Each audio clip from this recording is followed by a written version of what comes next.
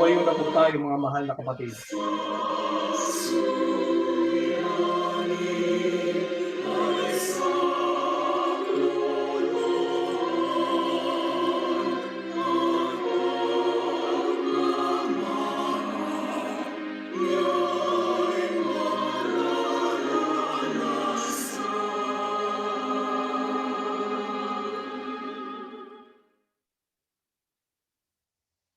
Ama na nasa langit, Yahuwah na aming Diyos, sa sandali pong ito, pinasasalamatan ka po ng iyong mga anak dahil patuloy mo kami na binibigyan ng lakas at buhay.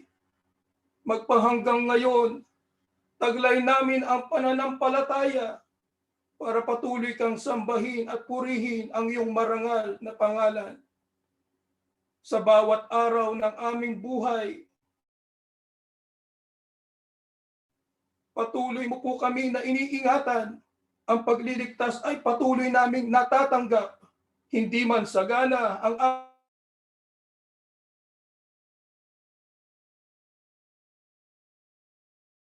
aming buhay, subalit patuloy mo kami. Salamat po. Patuloy ka naming nasasambahin at luluwalhatiin sa panahon ng aming buhay. Kailangan ka po namin ngayon. Ama, parang awa mo. Palakasin mo po ang mga anak mong nanghihina. Bigyan mo po ng pag-asa ang iyong mga anak.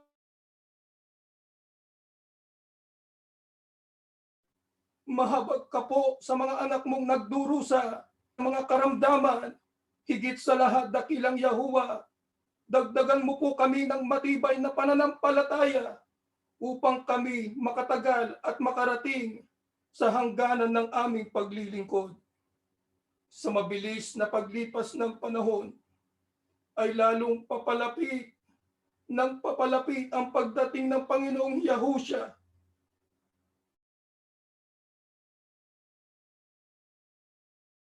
Yahushua, alalahanin mo kami sa iyong pagdating. Kilalanin mo kami sa harap ng ating Ama upang malubos ang aming kagalakan. Narito po ang aming abuloy. Amang Yahuwah, pakitanggapin mo po at basbasan na patuloy na magamit sa lahat ng gawain sa iglesia. Basbasan mo po ang mga kapatid naming maghahayag ng iyong mga salita na siyang aming tanglaw, gabay sa patuloy naming paglilingkod sa iyo. Ang lahat ng ito po'y aming hinihiling, Ama, sa pangalan po ng aming Panginoong Yahushua, ang aming tagapagligtas. Amen.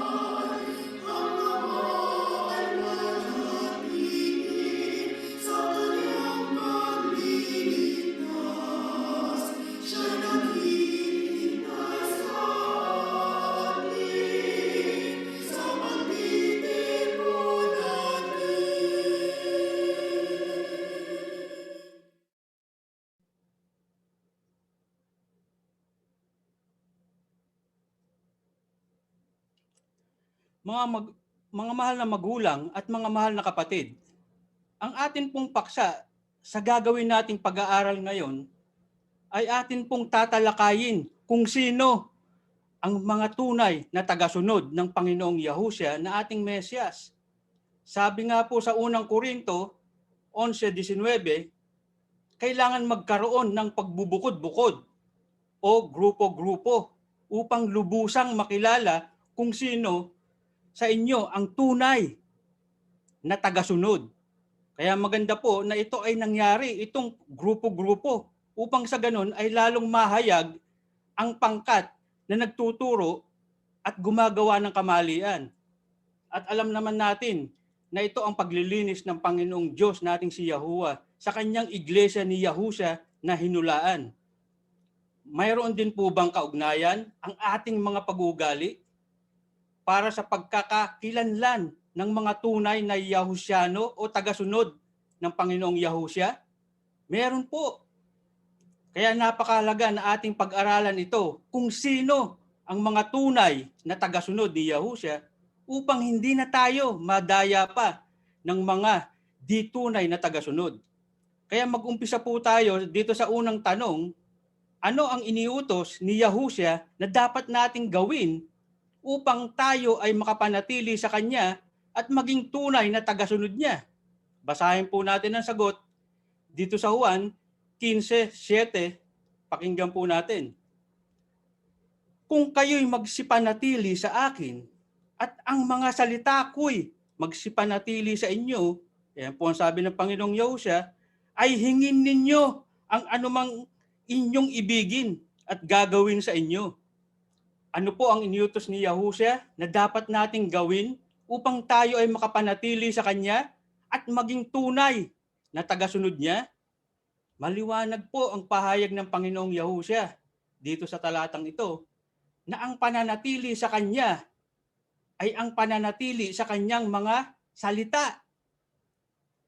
At ano ang ibig sabihin ng manatili sa Kanyang salita? At papaano ang pananatili sa Kanyang mga salita? Pakinggan po natin ang sagot ng Panginoong Yahusha dito pa rin sa aklat ng Juan 15:9 at 10. Ito po ang sabi, kung paanong iniibig ako ng Ama, ay gayon din naman iniibig ko kayo. Magsipanatili kayo sa aking pag-ibig. Kung tinutupad ninyo ang aking mga utos, ay magsisipanahan kayo sa aking pag-ibig, gaya ng aking pagtupad sa mga utos ng aking Ama, at ako'y nananatili sa kanyang pag-ibig. Papaano po ang pananatili sa mga salita ng Panginoong Yahusha? Sabi po ng ating Mesyas, ang pananatili sa kanyang mga salita ay ang pagtupad o pagsunod po sa kanyang mga utos. Gaya ng pagtupad niya sa mga iniutos sa kanya ng ating amang si Yahuwah. Kaya napaka masunuring anak po ang Panginoong Yahusha. Hanggang kailan siya naging masunurin? Alam po natin yan. Hanggang sa kamatayan sa krus. Kaya dapat siya po ang ating iduluhin. Hindi ang sino mang tao dito sa mundo. Kaya tularan po natin ang ating Mesyas, mga mahal na kapatid. Ngayon, bakit kailangan nating sundin ang mga salita o mga kautusan at ano ang pinatototohanan ng ating pagsunod? Dito pa rin sa aklat ng Juan 8:31. Pakinggan po natin, mga mahal na kapatid. Sinabi nga ni Yahusha sa mga Hudyong yaon na nagsisisampalataya sa Kanya, kung kayo'y magsisipanatili sa aking salita, kung magkagayoy, tunay nga kayong mga alagad ko. Ano po ang pinatototohanan ng ating pagsunod sa Kanyang mga kautusan, mga mahal na kapatid? Ang pananatili at pagsunod sa Kanyang mga salita o utos ay siyang katunayan ng ating pagiging kay Yahusha. Kung ganon, ang pagsasakatuparan ng ating pananampalataya o ang ating pagsunod sa mga salita ay siyang tanging katunayan na tayo ay Yahusyano, tagasunod, tunay na tagasunod ng ating Panginoong Yahusha. At tayo ay nananatili sa Kanya at kay Yahuwah. Tandaan po natin yan, mga mahal na kapatid. Kaya hindi po sapat na katunayan ang pananatili at pagiging kay Yahusha o tayo ay kaanib lang sa kanyang kawan. Ano po ang sapat na katunayan? Uulitin ko po, dapat sinusunod natin ang lahat ng kanyang utos. gaya ng pagsunod niya sa mga kautusan o kalooban ng Panginoong Diyos. Naging masunurin na anak po siya. Kaya maling paniniwala po na sabihin sa ibang tao na hindi natin kapananampalataya na tayo lang ang maliligtas at tayo lang ang totoo. Maling pananaw po yan. Bakit? Dahil si Yahuwah lamang po at si Yahushua ang nakakaalam kung sino ang papasok sa langit at kung sino ang papasok sa impyerno. Kaya ang mga taong nag-aangkin lamang at wala namang naipakikitang sapat na ebidensya o hindi nakabase sa hula ang kanilang pagkiklaim o pag-aangkin, ano po ang tawag diyan? Ang tawag po diyan sa kanilang ginagawang pag-aangkin ay siyang nagtatanggi na sila ay kay Yahushua at kay Yahuwah. Ika nga, action speaks louder than voice. O sa kanilang mga gawa o kinikilos, mahuhuli ang kanilang tunay na layunin. Kung nasa tama ba o mali ang kanilang pag-aangkin. Kaya, anong uring pamumuhay ang masusumpungan natin sa mga tunay na Yahusyano? Pakinggan po natin ang sagot ni Apostol Pablo dito sa aklat ng Efeso 4:22 hanggang 24. Kaya talikuran nyo na ang dati ninyong pamumuhay dahil gawain ito ng dati ninyong pagkatao. Ang pagkataong ito ang siyang nagpapahamak sa inyo dahil masasamang hangarin na dumadaya sa inyo. Baguhin nyo na ang inyong pag-iisip at pag-uugali. Ipakita nyong binago na kayo ng Diyos at binigyan ng buhay na matuwid at banal katulad ng sa Diyos. Ano pong uring pamumuhay ang dapat masumpungan sa atin ng mga tunay na Yahusyano? Dapat masumpungan po sa ating mga Yahusyano ang buhay na matuwid at banal na katulad nino? Katulad ng Diyos. O sa wikang English po yan ay God-like. Paano tayo mabubuhay ng may kabanalan o God-like? Talikuran na po natin ang dating masasamang pamumuhay. Bakit? Ang pamumuhay na masama, alam po natin yan, ang siyang nagpapahamak sa atin. Totoo po yan, mga mahal na kapatid. Lalo na kung mayroon tayong masamang hangarin. Kaya iwan na po natin yung dati nating masamang pamumuhay, mga mahal na kapatid. At masama po ba ang maghangad? Hindi po. Pero depende po yan. Dalawa ang klase ng paghahangad. Ano po ito? Ang mabuti at masamang hangarin. Mag-umpisa muna po tayo sa mabuti dahil sa Diyos itong mabuti, di ba po? Kung ang hangad ko ay maging mabuti sa paningin ng tao, yan po ay kinalulugdan ng lubos ni Yahuwah at ni Yahushua. Ito ang tunay na tagasunod ni Yahushua. May mabuting hangarin sa kapwa. Pero kung gusto mo na maging mabuti ka sa paningin ng iba at pasasamain mo naman ang iyong kapwa, yan po ang tinatawag na masamang hangarin. Na sa pamamagitan ng pagsasalita ng kasinungalingan sa kapwa ay masama at hindi nalulugod si Yahuwah at si Yahuwah sa ganitong hangarin. Kaya ang ganyang masamang hangarin ay masama sa paningin ng Diyos at yan ang magpapahamak sa iyo. Ano po ang katangian ng tagasunod ni Yahushua? Ng mga tunay na tagasunod ni Yahushua na may maka-Diyos na espiritu? Hindi sila sinungaling. Isa po yan. Hindi sila mandaraya. Hindi sila mapanakit ng kapwa. Hindi sila mapaghatid, dumapit. Hindi sila mapanira. Hindi lumilikha ng kaaway. Sa halip, sila ay palakaibigan, friendly. Kaya po mga mahal na kapatid, yan ang mabubuting Kristiyano. Friendly at mabubuting mamamayan. Ayan po ang dapat na kailangan. Mapagmahal tayo sa kapwa. Ito po ang dapat na pag-uugali, mga mahal na kapatid, sa ating mga tunay na tagasunod ng Panginoong Yahushua. Kaya ito ang uri ng pamumuhay na dapat masumpungan sa ating mga tunay na Yahusyano. Ngayon, Ano ang ating matatamo kung mamuhay tayo ng ayon sa mga kautosang ating tinanggap? Basahin po natin ang sagot dito sa awit 119:1 hanggang 3. Mababasa nyo rin po dyan sa mga screen po ninyo. Ito po ang pahayag ni Haring David. Pakinggan po natin. Ito po. Mapalad ang taong namumuhay ng malinis na naaayon sa utos ng Panginoon. Mapalad ang taong sumusunod sa mga katuruan ng Diyos at buong pusong hinahanap ang kanyang kalooban. Hindi sila gumagawa ng masama. Ulitin ko po, hindi sila gumagawa ng masama, kundi sumusunod sa mga pamamaraan ng Diyos. Ano po ang ating matatamo kung tayo ay namumuhay ng ayon sa mga kautosang ating tinanggap? Sabi po sa talatang ito, magtatamo tayo ng mabuting kapalaran. Ano pa? Mapalad tayo kung lagi nating hinahanap at sinusunod ang mga katuruan ni Yahuwah. Kaya ano ang dapat nating gawin? Lagi nating bantayan. Sino? Hindi yung ibang tao, kundi ang ating sarili, lalo na sa panahong tayo ay nagagalit dahil sa ginagawa sa atin ng ating kapwa. Normal lang po bilang tao na magalit tayo, mga mahal na kapatid. Ngunit kung magalit tayo, ano po ang utos sa atin? Huwag tayong magkasala.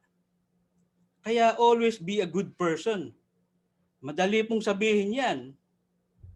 Dapat madali din po nating gawin to be a good person.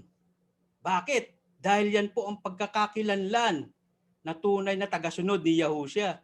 Always be a good person to others. Ngayon, ano ang dahilan at tayo ay dapat na laging magpakabuti at umiwas sa pagkakasala o sa gawang masama?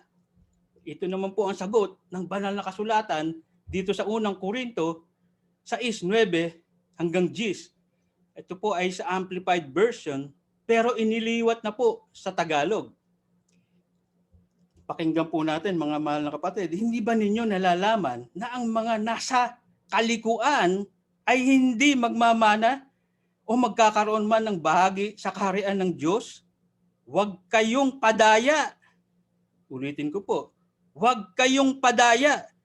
Ang mga gumagawa ng sexual na imoralidad, ni ang mga sumasamba sa Diyos-Diyusan, ni ang mga mapakiapid, ni ang mga effeminate by perversion, o ang mga lalaking kumikilos na parang babae, ni ang mga nagpapartisipa sa gawa ng homosexualidad, ni ang magnanakaw, ni ang mga sakim, ni ang mga manglalasing, ni ang mga panglait, na ang salita ay ginagamit sa sandata sa pang-aabuso, pang-iinsulto, panghihiya, pananakot, o paninira, o magkakaroon man ng bahagi sa kaharian ng Diyos.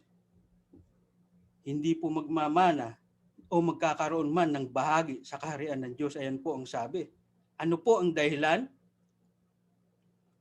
At tayo ay dapat na laging magpakabuti at umiwas sa pagkakasala o sa gawang masama. Sabi po, ang mga gawang masama ay hindi po ito kapagmamana ng kaharian ng Diyos. Maliwanag po yan. Nakasulat po yan sa banal na kasulatan na ating binasa. Ano po ang ating mapapansin sa talatang binasa natin? Di ba po iniisa-isa natin ang mga masasamang gawain ito? Ulitin po natin, ano-ano ito? Ito po ang gumagawa ng sexual na immoralidad. Alam po natin kung ano yan. Idolatria, hindi po ito tumutukoy sa pagsamba sa rebulto. Itong pag-idolize. Para din po ito sa mga taong humahanga ng labis sa nagpuproklama ng salita ni Yahuwah. Pakikiapid, homosexualidad, pagnanakaw, kasakiman, paglalasing. Ito po yung sobrang pag-inom ng alak. Panglalait na ang salita ay ginagamit na sandata sa pang-aabuso. pang-iinsulto, panghihiya, pananakot, o paninira, swindlers o mandarambong. Ang lahat ng mga gawain ito, mga mahal na kapatid, ay hindi marapat na masumpungan sa kanino man sa atin. Bakit?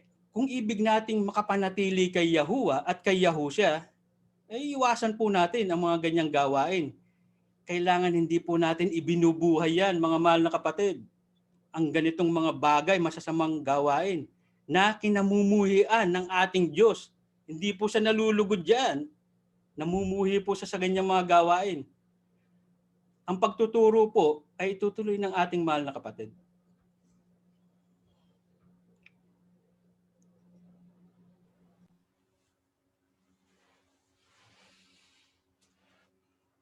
Mga magulang at mga mahal na kapatid, patuloy nating inaalayan ng kapurihan at kaluwalhatian ng Diyos sapagkat patuloy naman niya tayong ginagabayan. Hanggang ngayon tayo ay may buhay at lakas. Ito ho ay biyaya na patuloy na ipinagkakaloob sa atin ng ating Ama, ng ating Diyos na si Yahuwah. Sa dami ngayon ng mga tao na naglilingkod sa Diyos at maraming grupo-grupo o pangkat-pangkat na mga, kung tawagin ay mga religious organizations. Ang tao minsan ay nalilito. Sino sa mga ito, alin sa mga ito ang tunay na sa Panginoon Diyos? Tumatalima sa aral ng Panginoon Diyos. Makaaasa ng pagtatamo noong ipinangakong biyaya. Yan ang buhay na walang hanggan. Karapatan na makapanahanan sa bayang banal.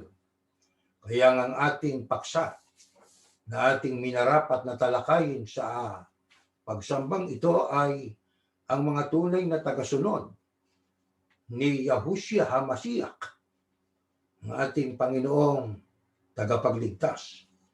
Natutunan natin, pananatili sa Kanya ay ang pananatili sa Kanyang mga salita. Ang pananatili naman sa Kanyang mga salita ay pagsunod po sa Kanyang mga aral. Kumot siya ang ating pong leader, sa Kanya tayo sumusunod, siyang dapat nating sundin. Kaya mahalaga yung pagsunod. Mahalagang malaman ang Kanyang ibig, mahalagang malaman ang kautusan ng ating Pangulong Yahushua, mahalaga rin na ating sinusunod. Sapagkat nasa pagsunod po ang katunayan na tayo ay kay Yahushua. Kung mayroon man tayong hangarin sa kapwa po natin tao, ang ating kapwa ay dapat mahalin. Maghangad tayo ng sa ikabubuti ng ating kapwa, hindi yung sa kanilang ikasasama. At ang lingkod ng ating Panginoong Yahushua ay tinitiyak niya na sa bawat pagkakataon ng kanyang buhay ay kanyang tinutunton ang mga aral na natutunan sa ating Panginoong Yahushua, sapagkat ang mga salita ng ating Panginoon Diyos, maging ng ating Panginoong Yahushua, nakasulat po sa Biblia. Kaya binanggit din ang mga gawaing hindi nararapat makita sa mga tagasunod, tunay na tagasunod, tunay na alagad ng ating Panginoong Yahushua. Iniiwasan natin ang lahat ng gawain na masama, makamundo, at hindi gawain ng isang tunay na Kristiyano o tagasunod ng ating Panginoong Yahushua Kristo. Ano ngayon ang tagubilin sa lahat ng mga kapatid, lalo na sa mga matanda sa iglesia, na dapat natin gawin sa mga kapatid na nabubuhay sa mga kasamaan? Pakinggan po natin, ituloy natin ang pagbabasa. Dito naman sa Tito 3:10, ganito po ang nakasulat. Ang taong lumilikha ng pagkakabahabahagi pagkatapos ng una at ikalawang pagsaway ay iwasan mo. Ano po ang dapat nating gawin sa iba nating mga kapatid na lumalakad ng labag sa kalooban ng ating Panginoong Yahushua, lalo na doon sa mga kapatid natin na matatanda sa iglesia. Ang sabi sa talata, ang taong lumilikha ng pagkakabahabahagi. Alam niyo, yung sismo, yang may balaking wasakin ng samahan, grupo ng paglilingkod sa Diyos, mga tao na ang layo ni maglingkod sa Diyos. Pagka mayroong kasamahang ganung uri ang isipan, ibig niyang magpunla ng pagkakabahabahagi, ang ganon ay sinasaway. Ano sabi ng Biblia? Pagkatapos ng una at ikalawang pagsaway ay iwasan mo. Yan ang utos. Ano po ang katumbas po niyang iwasan natin? Ang kapatid na nagpupunla ng masamang hangarin sa grupo, sa kalipunan ng mga naglilingkod sa ating Panginoong Yahushua at sa ating Panginoon Diyos. Sa unang Korinto 5:12 hanggang 13. Kung sa bagay, ano ba ang karapatan nating husgahan ang mga hindi mananampalataya? Yan ang tanong ni Apostol Pablo. Kung sa bagay ang wika, ano bang karapatan nating husgahan ang hindi mananampalataya? Ibig sabihin, yung mga non-believers, mga hindi tagasunod ng ating Panginoong Yahushua, yun ay patanong na nandun na rin ang sagot. Wala tayong karapatang husgahan sila. Hindi sila natin kasama sa pananampalataya. Tuloy natin ang basa. Ang Diyos na ang huhusga sa kanila. Ngunit tungkulin na husgahan ang mga kapatid kung tama o mali ang kanilang ginagawa. Dahil sinasabi ng kasulatan, paalisin ninyo sa inyong grupo ang taong masama. Anong katumbas na kapag ang kapatid po natin ay nasa pagsaway, may masamang hangarin sa kalipunan ng grupo ng naglilingkod sa Panginoong Yahushua? Ibig niyang magpuna ng bahabahagi, masamang isipan po yun. Ibig niyang wasakin ng grupo, masamang isipan po yun. Ang sabi ng Biblia, malinaw, sa mga hindi sumasampalataya, bahala Diyos sa kanila. Pero doon sa mga kasama niyong kapatid, ay tungkulin natin na husgahan. Sino yung natin? Matatanda sa iglesia. Ano ibig sabihin nun? Alamin kung tama at hindi tama ang kanyang ginagawa. Pagka ang kanyang ginagawa ay mali, payuhan. Pero pag ayaw makinig sa una't ikalawang pagsaway, paalisin mo ng katumbas ay paalisin sa grupo, sa ating samahan. Kaya ang ganitong uring mga tao na ang ipinupunla ay pagkakabahabahagi, ginugulo ang samahang pangrelihiyoso, maigi pa sila ng kusang umalis. At yan nga ang nangyari, mga kapatid. Di ba? Katulad ng panahon ng ating Panginoong Yahushua Kristo, ay marami ang mga alagad na hindi na sumunod sa Kanya sapagkat matigas ang ulo. Ayaw sumunod sa ating Panginoong Yahushua. Ibig na magtamo ng kaligtasan, pero ayaw sundin ang kalooban ng tagapagligtas. Kaya, hindi na sumunod sa ating Panginoong Yahushua. Ang ibig po bang sabihin, mga kapatid, ay maaari na tayong mamuhi doon sa mga kapatid na hindi na natin kasama sa grupo? Aba, hindi po. Kargo natin yon kung tayo mamumuhi sa kanila. Mayroon lang ibang talata sa Biblia na ano ang sabi? Ibigin yung kumakaaway sa inyo, ang nag-uusig sa inyo, ipanalangin ninyo eh. Di ba? Kaya mahal pa rin natin sila. O, iwasan lang natin sila. Di ba? Bakit? Meron silang hindi magandang hangarin eh. Di ba? Hindi po ba ang sabi ay iwasan? Hindi kamuhian. Ang sabi iwasan, hindi yung itatakwil. Hindi yung hindi mo napatutuloyin sa bahay mo. Di ba? Hindi yung nakita mo sa palengke o saan man iniiwasan mo, sinisimangutan pa natin. Huwag pong ganon. Maaaring hindi na natin sila kasama sa grupo, pero ang kagandang asal sa mga tagasunod ng ating Panginoong Yahushua ay naandoon pa rin. Ang mabuting ugali nandoon pa rin. Hindi rin tayo magiging judgmental sa kanila. Nasabihin natin, hindi na kayo magtatamo ng kaligtasan. Hindi po natin karapatan yun. na magsalita at maghatol sa tao na sila'y hindi na magkakamit ng kaligtasan. Hindi ho. Tandaan natin, ang mga kayahusya ay binago na ng Panginoon Diyos ang ating mga pag-iisip. Yahusyano na tayo eh. Ang ibig sabihin ng Yahusyano, tagasunod ng ating Panginoong Yahusya. Sa ibang salitay, mga Kristiyano, tagasunod ni Kristo. Kaya ang ating dapat na gawin kung anong kalooban ng ating Panginoong Yahusya. Kaya nga sa ibang talata ng Biblia, ang sabi, taglay ninyo ang isipang na kay Kristo Yahusya. Isipang masunurin, isipang makatao at makadiyos. E paano po kung ang ginawa ng mga kapatid natin, halimbawa ay krimen, o katulad halimbawa ng panggagahasa, katulad ng pagpatay, o pagnanakaw, susundin pa rin ba natin ang utos ng Diyos? Aba, opo. May utos ng Diyos dyan. O, ano utos ng Panginoon Diyos? Sa nagdaan natin mga pag-aaral, saan natin dadalhin yan? Krimen yan eh. Pagpatayin eh, paghahasa. Abay, dalhin natin sa hukuman. Sa court of law. Hindi ho sa court of gossipers. Talo tayo doon pagdating doon sa kung mayroong korte ng mga chismosa. Hindi natin dadalhin doon. Kundi dadalhin natin ang mabigat na kasalanan katulad ng krimen sa court of law, sa batas ng pamahalaan o gobyerno. Bakit? Sapagat ang gobyerno ay inilagay ng Panginoon Diyos para magparusa sa dapat na parusahan at magbigay din ng ganti sa dapat gantimpalaan.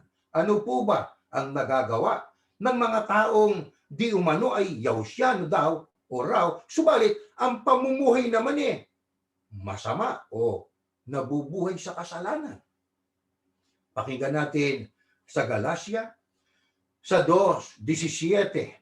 Ngunit kung samantalang ating pinagsisikapan na tayo'y ariing ganap kay Kristo, ay tayo rin naman ay nangasusumpungang mga makasalanan. Si Kristo baga ay ministro ng kasalanan? Huwag nawang mangyari. Ano po ba ang nagagawa ng mga taong di umano'y Kristiyano, tagasunod ng ating Panginoong Yahusya Kristo, subalit ang pamumuhay naman po hindi makakristyano. Ang sabi sa talata ng Biblia ay malinaw. Kung samantalang ating pinagsisikapan ng wika na tayo ariing ganap kay Kristo, ibig nating maging dapat sa Diyos, maging dapat sa ating Panginoong Yahusya Kristo, pero tayo naman ay nasusumpungang makasalanan. Ang tanong ni Apostol Pablo sa mga taga-Galacia, ang sabi niya, si Yahusya ba ay ministro ng makasalanan? Yan ang rhetorical question na obviously nandoon ang sagot. Ang Panginoong Yahusya Kristo ay hindi ministro ng makasalanan.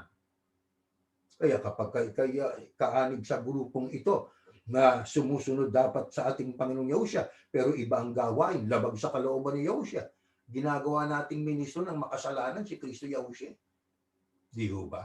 Sa ibang talata ng Biblia, muli mong ipinapako sa krus ang ating Panginoong Yahusya, kailanman tayo na tinubos ng kanyang dugo ay bumalik sa paggawa ng kasamaan.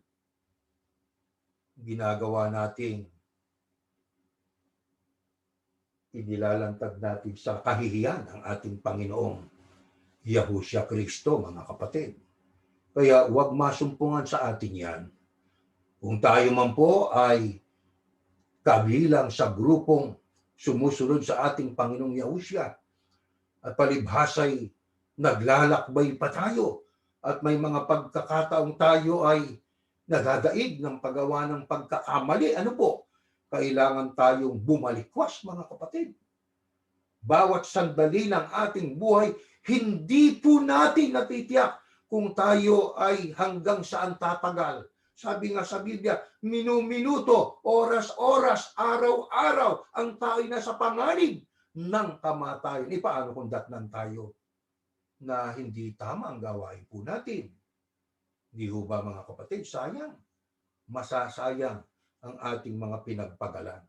Huwag sanang mangyari yun. Kaya dapat magbago. Ano ho?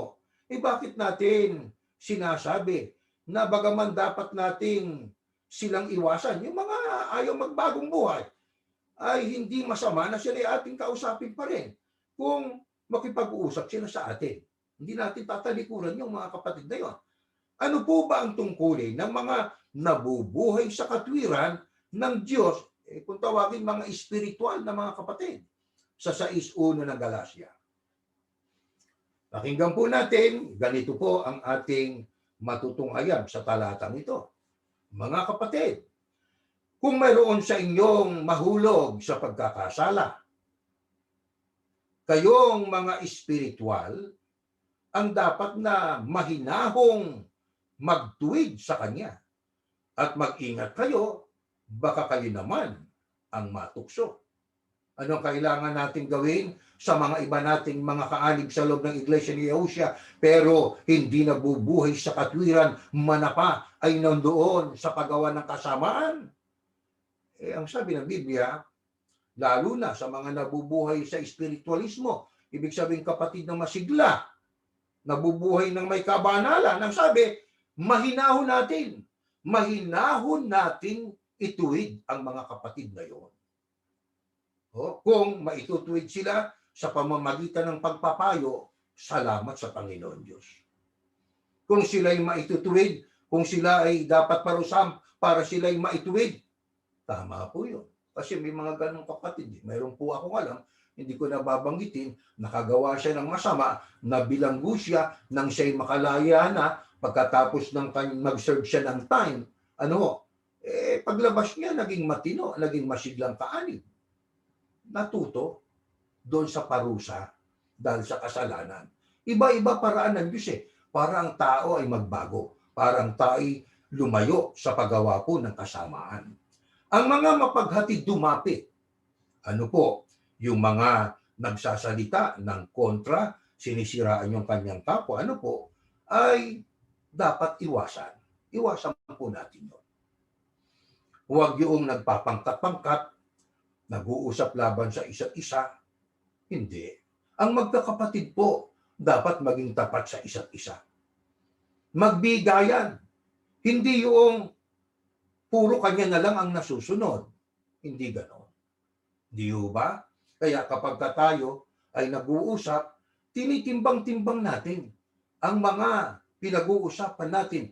Alin ang mungkahing mas dapat nating gawin? Di po ba? Na ang makikinabang ay ang mga kapatid natin.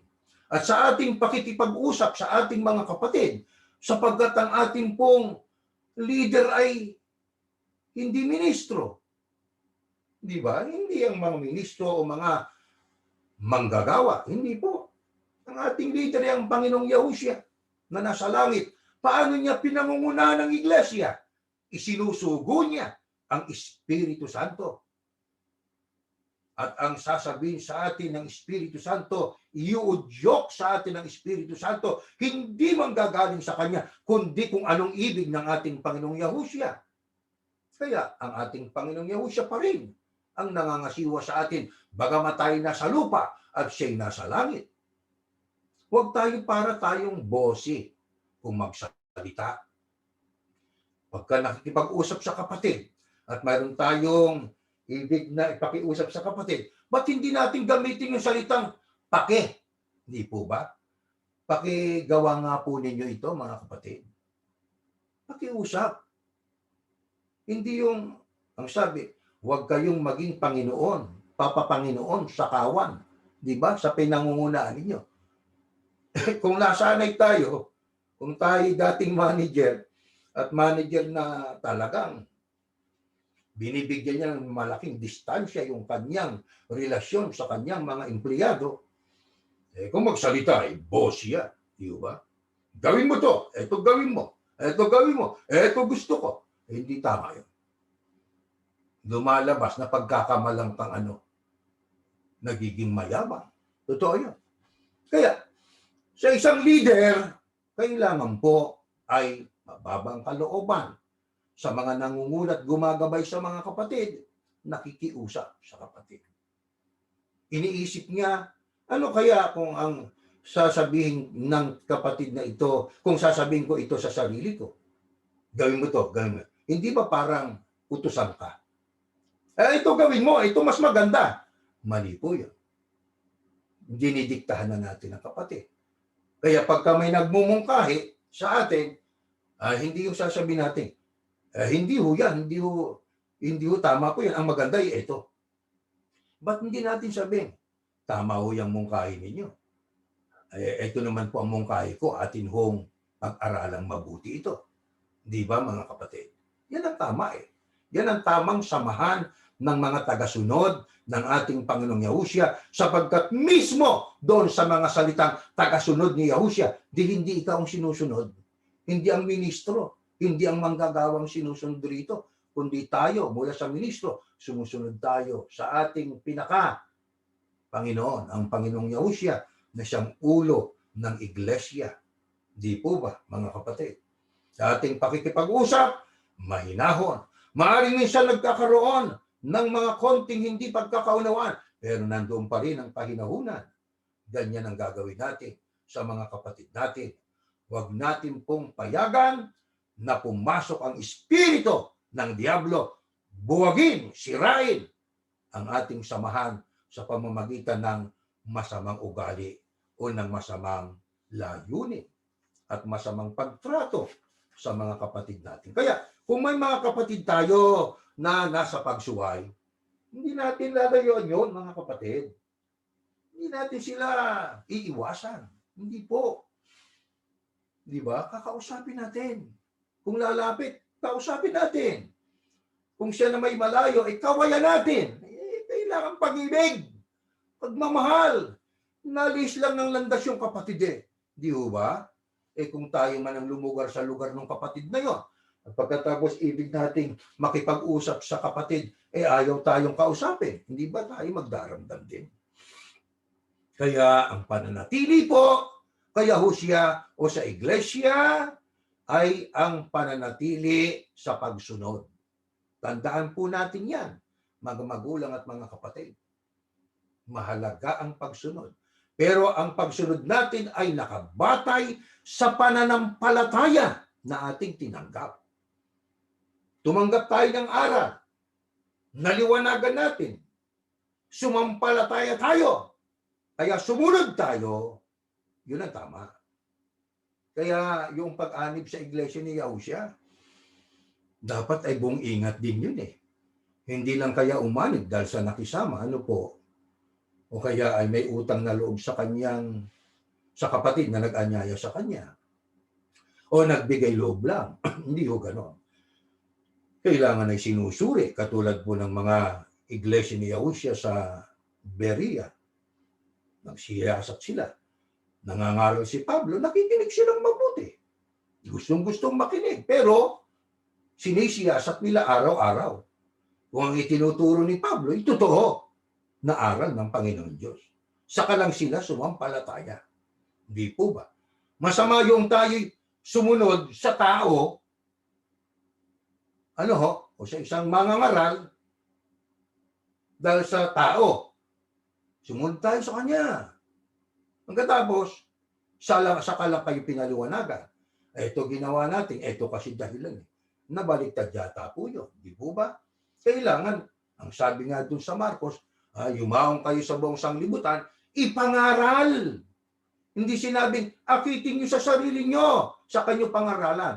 Ipangaral ang ebanghelyo sa lahat ng kinapat. Ang sumampalataya at mabautismoan, maliligtas. Hindi po ba? Kaya ano pa ang nagpapatotoo na ang pananatili kay Yahushua ay hindi sa pamamagitan ng pananatili sa isang organisasyon o grupo lang. Hindi po. May tagasunod ang Panginoong Yahushua. Hindi yan ang palipunan ng mga believers o tagasunod ni Yahushua. Kung tawagin Yahushua, diba? Grupo ng tao yan. Ano ang aking tanong Ano pang katunayan at nagpapatotoo ng pananatili kay Yahushua, hindi lamang sa pamamagitan ng pananatili sa isang organisasyon o grupo, kundi ito ay sa pananatili ng pagsunod sa kautusan ng Panginoon Diyos. Diyan po sa Juan 16:2,1, ganito nakasulat. Ititiwalag kayo sa mga sinagoga. Ititiwalag kayo ang wika sa mga sinagoga. Ano po yung sinagoga, mga kapatid? Dako na sambahan ng panahon ng bayang Israel. Maging sa panahon natin ngayon may tinatawag silang sinagoga. Ang katumbas ay bahay sambahan o kapilya. Ano po? Ang sabi rito ng ating Panginoong Yahushua, ititiwalag kayo sa mga sinagoga. Pero tingnan ninyo kung alin ang mahalaga. Sinagoga, gusaling sambahan, grupo ng mga tao na kung tawagin nilang kanilang sarili, di umano'y Kristiyano, o ang pananampalataya ang mahalaga. Kapilya ba mahalaga? Sinagoga mahalaga? O pananampalataya? Basahin natin uli. Ititiwalag kayo. Gusto ko lang maging maliwanag po sa atin. Ano po? Sa mga sinagoga. Yun. Darating ang panahon na ang mga papatay sa inyo ay mag-aakalang sila'y gumagawa ng banal na paglilingkod sa Diyos. Ay isipin ninyo, ang mga papatay sa inyo, mag-aakala sila ng kanilang ginagawa'y banal na paglilingkod sa Diyos. Nakapatay ka na, isipin nila, banal pa rin yun sa Diyos. Mayroon bang ganyang samahan? Siguro mayroon. Ano? Pero tingnan ninyo, sa uno, tutuloy ko pagbasa. Ito nakasulat. Sinasabi ko ang mga ito sa inyo, ika ng Panginoong Yahushua, upang hindi ninyo abandonahin ang inyong pananampalataya. Nakita niyo ba? Titiwalag kayo sa sinagoga, sa gusaling sambahan, sa organisasyon. Bakit? Karapatan nila yun Meron silang ay karapatan pag-aari nila yon. Kaya pwedeng pagbawalan kanilang, huwag pumunta ron. Tiniwalag kanila. Pero yung bang organisasyon, ang grupo ang magliligtas sa atin, hindi ho. Ano katunayan? Ang sabi rito, sa mga ititiwalag sa sinagoga, sinasabi ko to sa inyo upang hindi nyo abandonahin ang inyong pananampalataya. Kaya ang mahalaga ay ang pananampalataya. Yan ang pagsunod sa aral. Yan ang pagsunod sa utos. Pananampalataya. Tunay na pananampalataya. Yan ang mahalaga sa ating Panginoon Diyos at sa ating Panginoong Yahushua.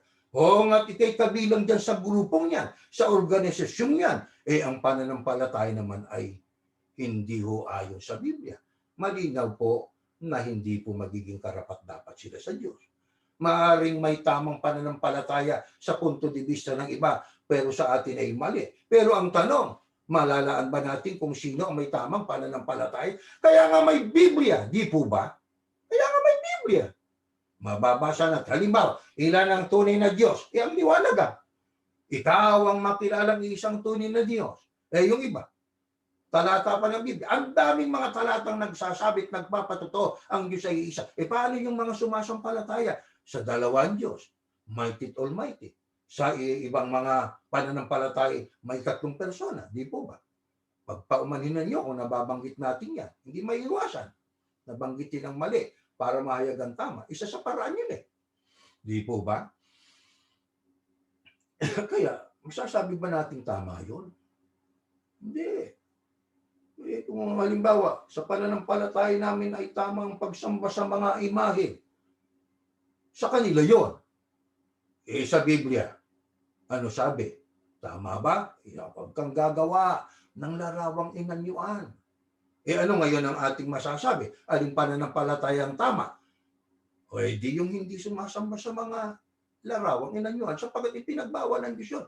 Kaya malalaman natin ang tunay na pananampalataya sa hindi tunay. Yung tunay na pananampalataya, pagsunod sa ating Panginoong Yahuwah, pagsunod sa ating Panginoong Yahushua. Di po ba? Kaya alisin ka man nila sa grupo nila dahil sa pagsunod sa ating Panginoong Yahushua, ang sabi ng Panginoong Yahushua, basta Huwag mong abandonahin, huwag mong iwan ang pananampalataya. Kaya pag binasa natin sa English, ang sabi rito, for you will be expelled from the synagogues, and the time is coming when those who kill you will think that they are doing a holy service for God. Sa 1, verse 1, I have told you that these things so that you won't abandon your faith. You won't abandon your faith. Huwag abandonahin o iwan ang pananampalataya. Mahalaga yan kaysa sinagoga. Kasi tayo na po ang templo eh. Di po ba? Kaya sa Bagong Tipan, wala tayong mababasang magpagawa ng bahay-sambahan. Wala. Magpagawa ng templo. Tayo na ang templo eh. Tayo na po ang dapat tahanan ng ating Panginoong Yahushua at Panginoong Yahuwah. Ito ang siyang haharap sa hukuman. Ito ang siyang sasalubong sa ating Panginoong Yahushua kung makakasama tayo sa rapture, kung tawagin ng Biblia. Hindi yung ating mga mihoras, hindi yung mga sinagoga o dako na pinagsasambahan, kundi tayo, tao, bawat isa, haharap sa ating Panginoong Yahushua. Kaya ang sabi, do not abandon your faith. Huwag iwan ang tama na pananampalataya. Yan ang ating itinataguyod. Ganyan ang paninindigan ng mga lingkod ng Diyos, mga kapatid. Hindi ito paramihan din sa bilang. Sapagkat kung ating pag-aaralan ng kasaysayan, mga kapatid, noong panahon ni Noe, 8 naligtas. Panahon ni Lot, 4 sana, 3 lang naligtas. Bayang Israel, napakaraming malalaking bansang nakapaligid sa bayang Israel. Pero ang pinili ng Panginoon Diyos, yung kukunti sa bilang, bayang Israel. Yun ang gusto ng Panginoon Diyos eh. Diba? Sa mga huling araw, nagtira ang Diyos ng gaano karami, napakakaunting labi sa anak na babae ng Sion. Sa bawat panahon ng pagliligtas ng ating Panginoong Yahushua at ng ating Panginoong Yahuwah, Manong Kristiyano, Panginoong Yahushua, siyang isinugo para maging tagapagligtas. Isa lang, kaya ang sabi niya, itatayo ko ang aking iglesia. Isa lang. Ang iglesia ay tumutukoy sa samahan ng mga tao na sumasampalataya sa Kanya kung tawagin ang mga Yahusian. Panahong una, ang ating Panginoong Yahuwah ay isa rin ang sistema ng Kanyang pagliligtas sa tao. Sa dami ng daong, isa lang ang daong. Doon kayo dapat lumulan para maligtas. 3 lang naligtas sa Sodom at Gomorrah. Kaya hindi paramihan ito, mga kapatid. Kahit kukunti, basta tama ginagawa. Tama pananampalataya. Ibinubuhay ang pananampalataya. Nakatitiyak tayo po. Malakas at matibay ang ating pag-asa ng pagtatamo ng kaligtasan. Ano po ang pangako kung tayo ay mananatili sa ating pananampalataya o tayo mananatiling tagasunod ni Yahushua sa tunay na kahulugan niya. Tagasunod ni Yahushua. Pakinggan po natin. Mga mahal na kapatid, dito po sa 15, 1 hanggang 8 po. Pakinggan po natin. Ang nagsasalita po rito, ang Panginoong Yahushua. Ako ang tunay na puno ng ubas at ang aking ama ang tagapag-alaga.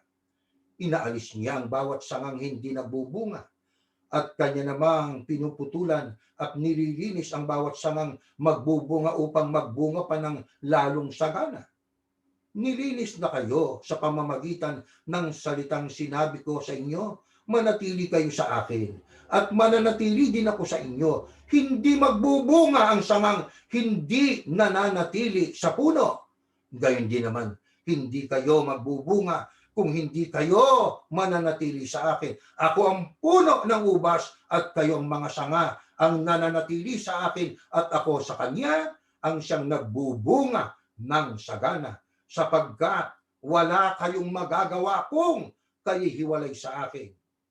Ang hindi nananatili sa akin, gaya ng sanga ay itinatapon at natutuyo. Ang ganoong mga sangay tinitipon, inihahagi sa apoy at natutuyo. Ang ganoong mga sanga ay masusunog. O, tuloy natin. Kung nananatili kayo sa akin at nananatili sa inyong aking mga salita, hingin ninyo ang anumang nais nyo at matutupad yung para sa inyo. Napaparangalan ng aking Ama kung kayo ay masaganang nagbubunga at sa gayoy kayo'y magiging mga alagad ko. Ano po ang layon kaya tayo hinihikayat sa pagbabago? Kung tayo totoong tagasunod ng ating Panginoong Yahushua, ang gagawin natin hindi yung ating balang maibigan, ating laging kinukonsultang kalooban ng Diyos, kalooban ni Yahushua. Ano ba ibig nilang ipagawa? Eto, gagawin ko to. Etong gusto, pagtrato sa kapatid. Etong gusto, pagtrato sa mga kumakaaway. Etong gusto, pag may problema, manalangin sa Diyos. Pag may problema, ay dumulog sa Ama. Ano pang gusto ng Panginoong Yahushua? May sakit tayo, manalangin tayo sa Ama. Gawin natin yun. Ano pa? Magbagong buhay, di magbagong buhay tayo. Alam ba nyo, itong binasa natin ay pagtutulad. Sabi ng Panginoong Yahushua, ako ang puno ng ubas, kayo ang mga sanga. Sino kausap niya? Mga tagasunod niya. Ano ibig sabihin? Ang mga ka-Yahushua nakakonekta sa kanya. Siya puno, ang mga sumusunod sa kanya, mga sanga. Paano ho gaano kahalaga ng tao'y may kaugnayan sa ating Panginoong Yahushua sa sentidong sanga siya ng ating Panginoong Yahushua. Ang nananatili ang wika sa akin, siyang nagbubunga ng sagana. Kaya kung tayo nakaugnay sa ating Panginoong Yahushua, saganang kabutihan magagawa po natin. Kung tayo po ay hindi nakaugnay sa Kanya, may magagawa tayo, pero labag sa kalooban ng Diyos. Ano ang kahalagahan pa na sangang nakakabit sa puno? Hindi nakasabit. Ayun po ang nagbibigay ng karangalan sa Panginoon Diyos. Pero pagka ang sanga sa umpisa'y mabuti, pero na maglaon ay naging masama, naputol, nahulog, titipunin yan, ihahagi sa apoy, masusunog. Ano katumbas po niya? Sayang ang pananampalataya. Bakit? Hindi na natili doon sa pagsunod eh. Kaya hindi makaaasa na siya ay kikilalanin ng ating Panginoong Yahushua sa harap ng Ama pagdating ng araw ng paghuhukom. Kaya ang pagsunod po mahalaga. Magmahalan. Oho, magmahalan. Isaalang-alang natin ang kapakanan ng ating kapwa-tao. O, ang mga kapatid natin sa pananampalataya, tratuhin natin may pag-ibig sa isa't isa. Iwasan po natin ang mga bagay na ikasasama ng loob ng ating mga kapatid. Pag-ibig po ang pairalin natin. Ang salitang pag-ibig ang pairalin, madaling sabihin pero iba yung sinasabi natin kaysa ating gawin yon. Alam natin ang aral, pero gawin po natin. Yun ang mahalaga eh.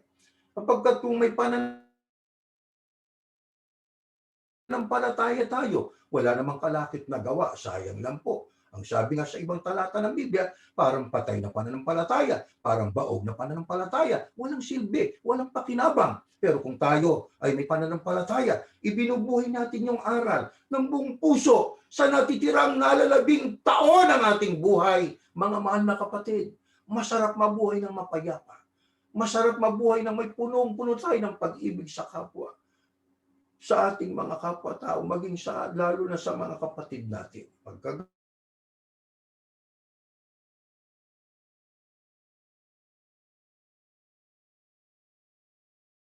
Yan, ang buhay natin ay matiwas. Ating tinatamasa o gaano man ang ating pong mga salaping bunga ng ating pagpapagali, tinatangkilik na natin na sa atin, hindi yun ang batayan.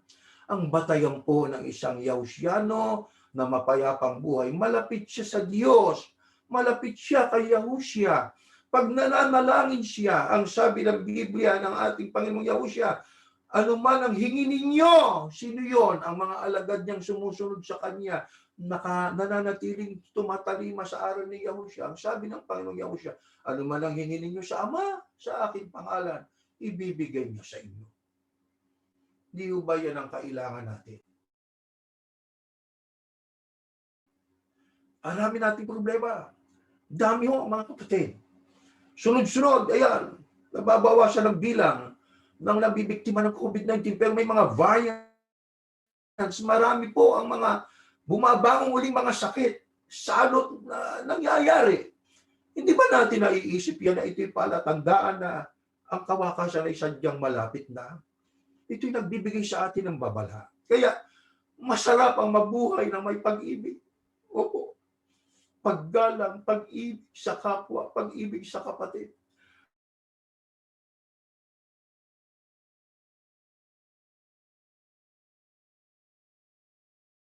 Pagka tayo nabubuhay ng ganoon, pagka tayo bigat na sa ating dalahin, sa ating mga suliranin, pagka tayo ay lumuluhod sa Ama at nananalangin sa Kanya, nadarama natin ang Kanyang pag-ibig. Iniunat niyang kamay niya sa atin. Dama natin, para niyang hinahaplos ang ating likod at sinasabing, anak, magpatuloy ka lang sa pagsunod, manatili ka sa pagbabago, pagpapalain ka. Dito po lang sa buhay na ito't lalo na pagdating ng araw ng kawakasan. Sana po, mga mahal na kapatid, sama-sama nating ibuhay ang tunay na kahulugan ng Yahusyano o Kristiyano, sumusunod sa aral at utos ng ating Panginoong Yahusya. Yan po ang ating ipapanalangin sa Diyos.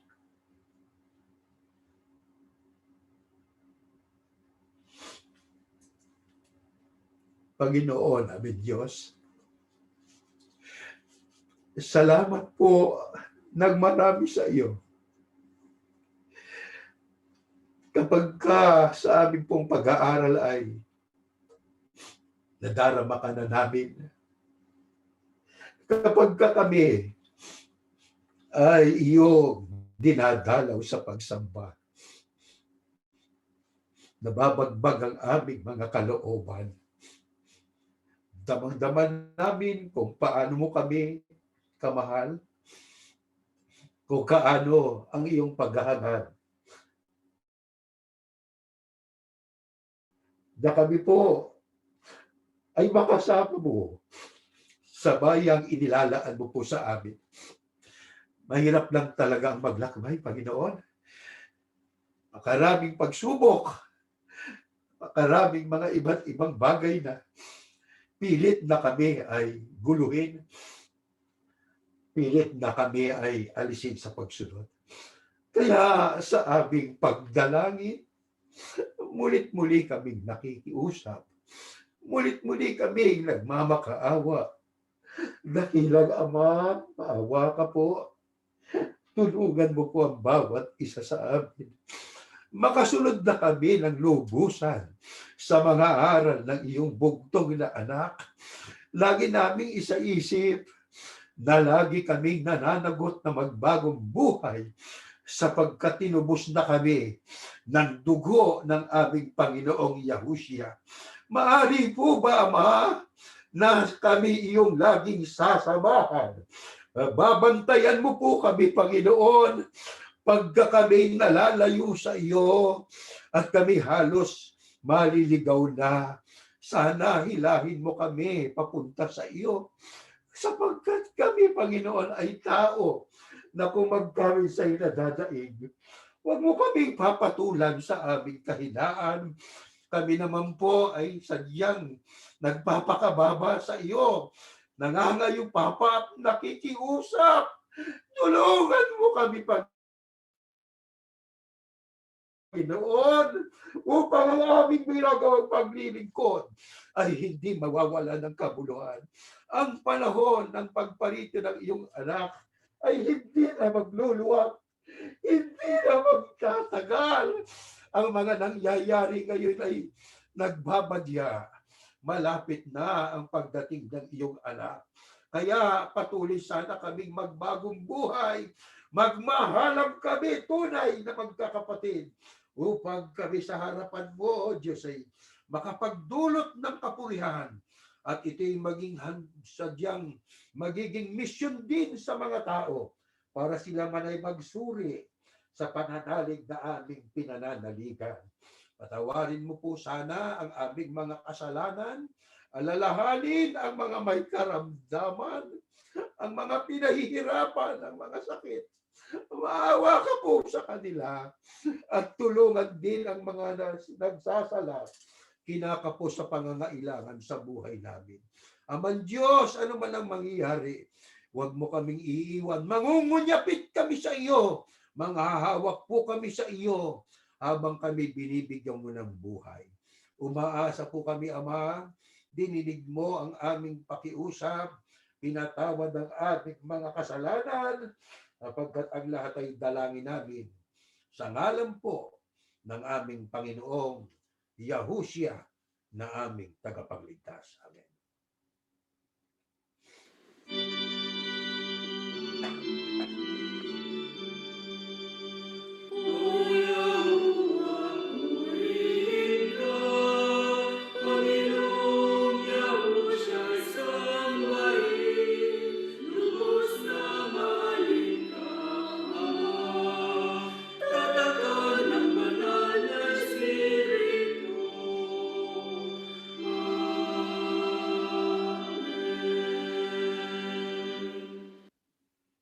Ang biyayang pagliligtas ng ating Panginoong Yahushua, ang pag-ibig ng ating Diyos na si Yahuwah, at ang patuloy na pagkikisa ng Espiritu Santo ay siya nawang sumaating lahat ngayon at magpakailanman. Amen.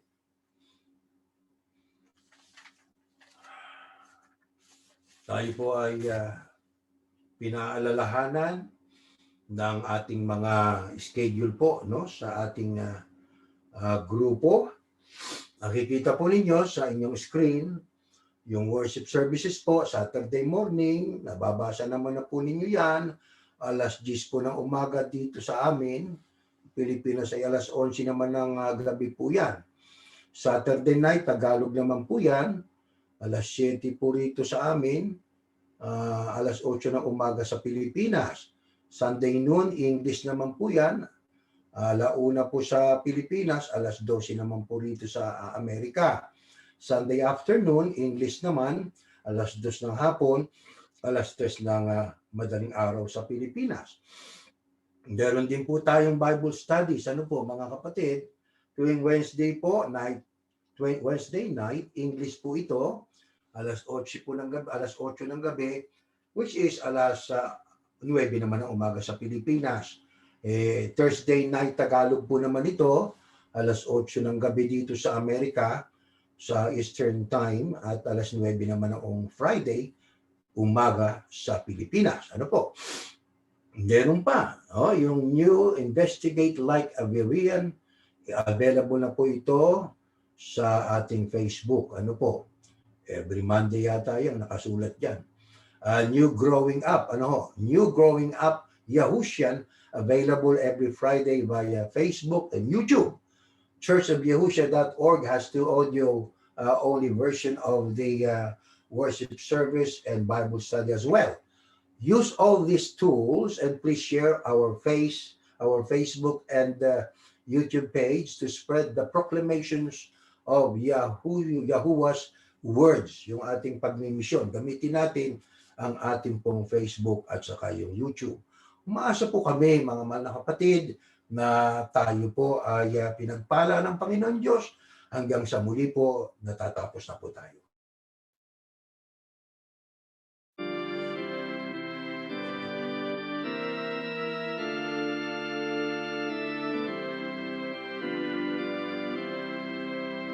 Let's arise and follow our Lord Yahushua.